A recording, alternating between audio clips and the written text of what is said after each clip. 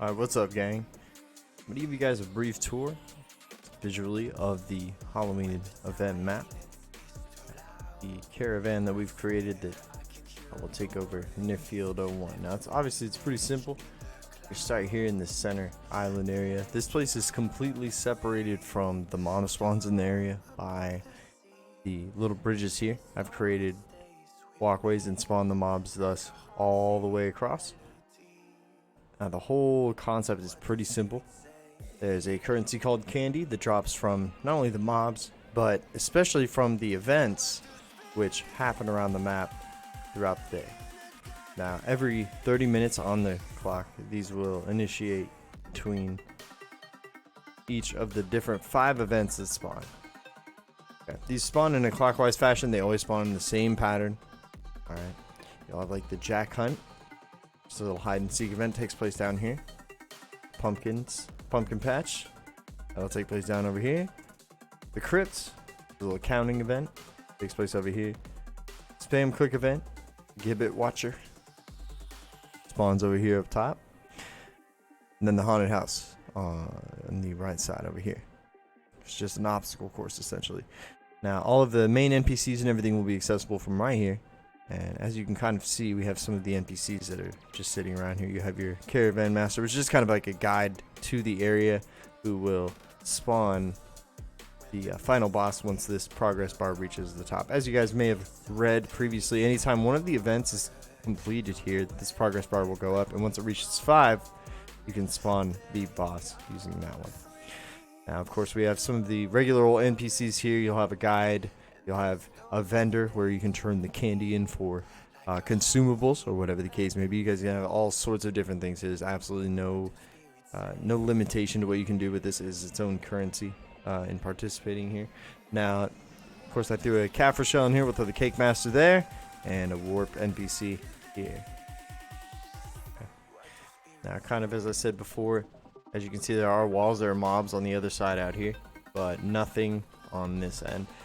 There's invisible walls that allow players to traverse between them. Those are set up everywhere. This NPC is particularly important. I set this up specifically in case you need to reset everything, or in the event that the server coming online doesn't trigger all the events on the map. You can use this NPC to trigger all of the timers and everything, kind of just reset the map just in case something goes wrong. It'll only respond, of course, if your GM level is greater than 1, which I think is actually, I have it set to greater than 10. We'll set that up so that only GMs can reset the server as necessary. Now, of course, there are tons of small other ways you can get candy around the map. I've put lots of little different Easter eggs around, different things you can click on once per day, or as we see here, a door that allows you to trick or treat. There's several of these set up around the map, and we can set those up on any of the different maps, different cities that we want to. And very simply, it just tells you to type trick or treat. So we'll type trick or treat, bruh. And hey, I got a piece of candy. Hog. So, otherwise, when it comes to the events that spawn around the map, we'll kind of go over those briefly. I've implemented an @event command that you can use to just warp to whatever event is going on in this area. Also, there's the portal here for people that are apparently just, maybe just don't know how to type an @command. They'll see this here. Maybe can just pull on it. So the first one we're really going to go over is, let's see, I believe, yeah, the Jack event, the one that spawns down here at the bottom right, which is kind of just like a hide and seek event, right? So as I said, we can just type that @command, or I can just go and click. So here we go. Right, boom, and we're here. This will be a little bit more obvious later on, but so this is how that will start. You'll just click on this, and he'll tell you, hey, there's 10 pieces of me scattered around this map. Let's go find them. So the way I kind of set this up is, there will be these little pieces of Jack that just spawn around, and you just click on them. Oh, I found 1 out of 10. And once you found all 10, you can just talk to him again. He'll complete the quest for you. Or if you can't find all of them in the 30 minutes that it takes for the event to finish, then you'll still be given participation. As long as you did participate in it. You'll still be given some candy as long as you're still logged in. Right. I have that set up just to make sure that people still get something. Of course, we still have another door over here, like I said. We got those going on. I did mention as well the different Easter eggs we have here. You can click on these once per day. So just do a piece of candy, click on that. You can get these once per day. Whereas the trick-or-treat doors are once every half hour. Actually, you can go trick-or-treating pretty often around here. So we found our one jack. Let's go grab another one. There's one up here somewhere. So you'll notice the little fireflies. It's just a habit of mine. A little bit of a signature. Any points of interest usually have these. So as you can see, you can click on that. Another piece of candy. Now the candy really should be bound. Honestly, that would be my recommendation. That way you can make sure you get everything done properly, and make sure that players don't just multi-box to get as much candy as they can. It's all about cosmetic rewards and things like that anyway. Here we go. We found 2.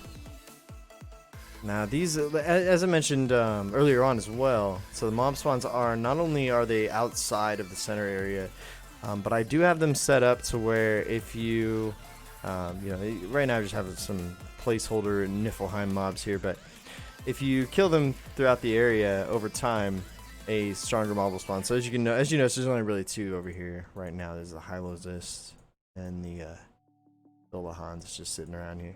So I'm just gonna kill a few of them as we go, because what should happen periodically, as you notice, these do spawn. They spawn like every minute. It just respawns them in these areas. So they'll just continue to keep coming whatever we put in. But you'll notice here that as we continue to go on, I'll walk back in a moment, and there might be a stronger monster that is spawned in place of one of these. And that's done on purpose. We can manipulate that however you like to make sure that you can, just kind of have like a progressive experience. If players are just going to be running around the map for a half hour waiting for the next event to spawn or whatever the case is, then at least they'll have something else to occupy their time. They'll be like, oh, a rare monster. Oh, what's going on? So, now that we've killed quite a few of these, I'm hoping that if we keep looking around here, maybe something different will be here. I have it set to a pretty high threshold currently, so we'll just make an occasion out of it here. Okay. Yep, using hacks. Alright, Alright.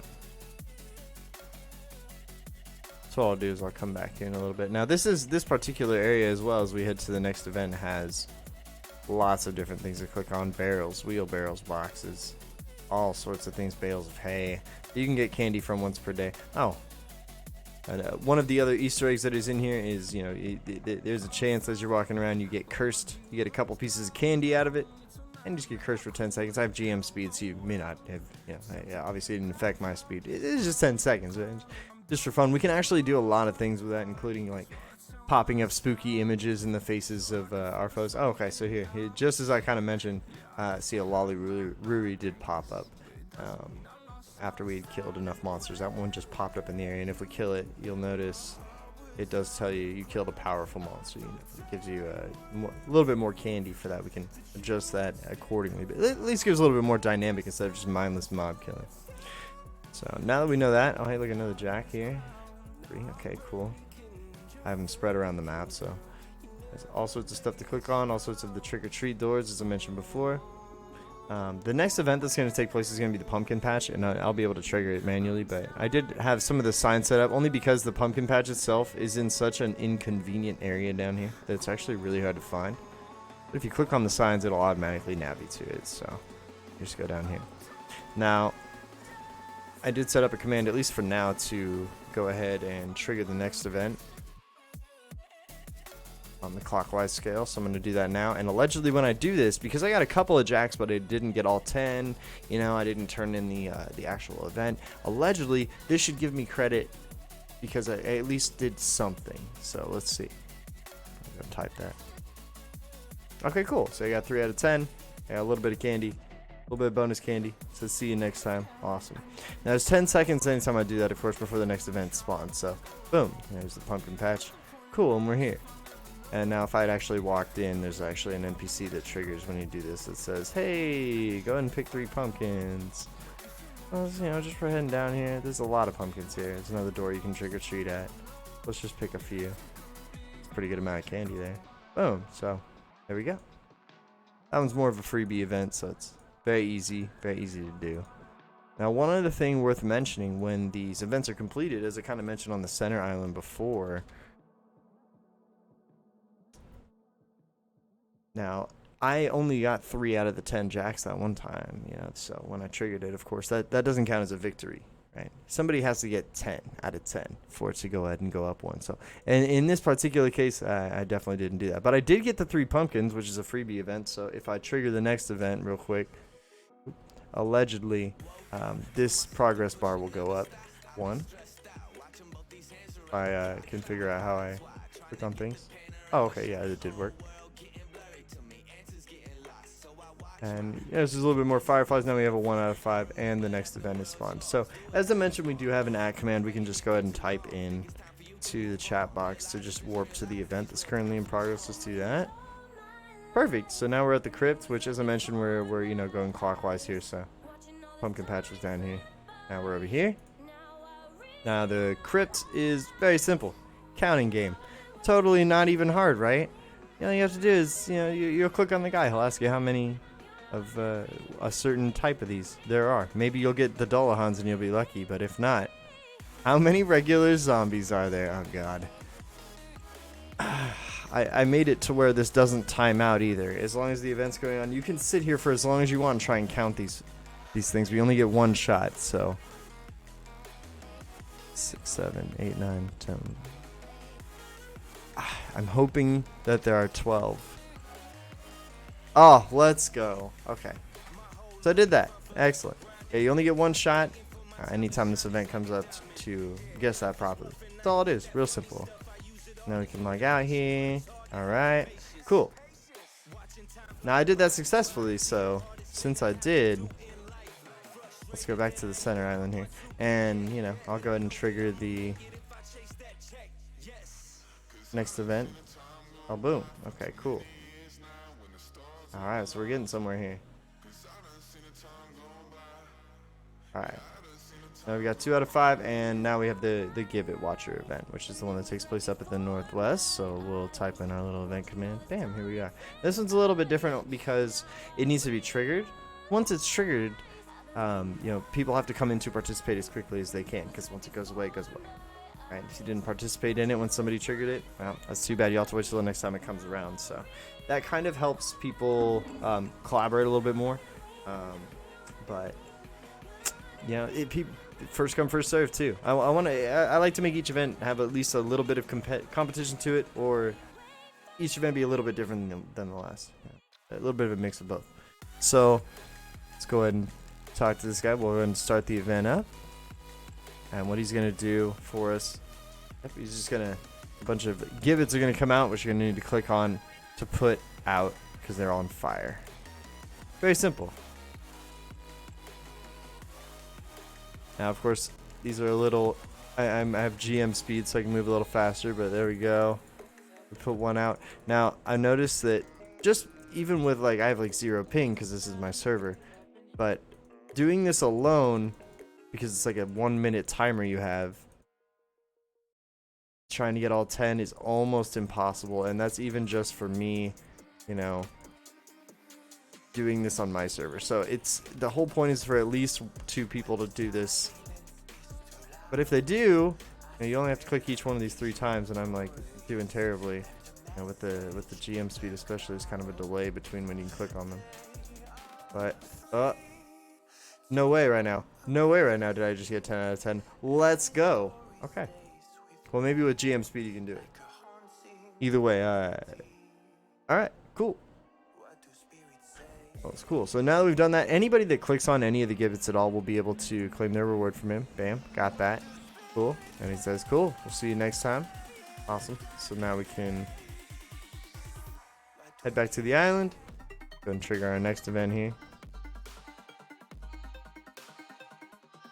Oh, now it's getting real Firefly-like over here. Must be getting real. Caravan Master still extremely confused as to what's going on. We got a 3 out of 5, and the haunted house is open, so that's excellent. Now there are a few other Easter eggs that are on the map. There's another one of the invisible walls there. There's a few other Easter eggs that are on the map. There's an NPC that spawns at random every 6 hours that one player can click on, and they'll get like a bunch of bonus candy. I was hoping he might be up here. One of his spawn points is up here, but no, apparently not. And then of course there's the curses and all those other sorts of things. We can do a lot of crazy other things. So here's our haunted house. You guys kind of saw a preview of this already, more than likely. And it's very simple. You know, I'll go ahead and turn my speed to, let's pretend I'm a normal player, a little bit faster than normal. Okay, and then I just walk right into that. I'm just so good at this game. Okay. But you guys have seen the haunted house before. It's basically just an obstacle course. I'll let you in on a secret. When it comes to the mobs, as long as you're not moving, you won't get hit. So like I can walk into this guy's path right here. As long as I'm not moving, you can't get hit. But that doesn't make it any easier. In some cases, this for high ping players is going to be really unforgiving. So I'd really appreciate any feedback if you guys test this on the test server, because I've only done this on my 0 ping server, and even then I still get hit. I have it set up to where, okay, at any rate, I have it set up to where you take some damage when you get hit by certain things, but really when it comes down to it, it's not going to kill you unless you're under like 5% health. So alright, and all that's going to be is annoying, right? So cool. So we've gotten that all taken care of now. That's pretty much the gist of it. The only other thing that really matters here is the final boss spawn, which we'll get here at 5 out of 5. Of course, it's not done yet, so all I have to do is click on it for now, and we're gonna do. I mean, you guys have seen some parts of this already. It's coming along nicely so far, but it's really just supposed to be like a minute cutscene that kind of takes place to give people plenty of time to go ahead and get here and try to fight the boss when it spawns, right? So I otherwise hope you guys enjoyed that, at least to some degree. If you have any questions, please let me know. I have the RTF that I posted, the WordPad with most of this information, and it should run pretty seamlessly on its own. We'll find out once it gets to the test server this weekend. I appreciate any feedback, guys. I hope you have an excellent week.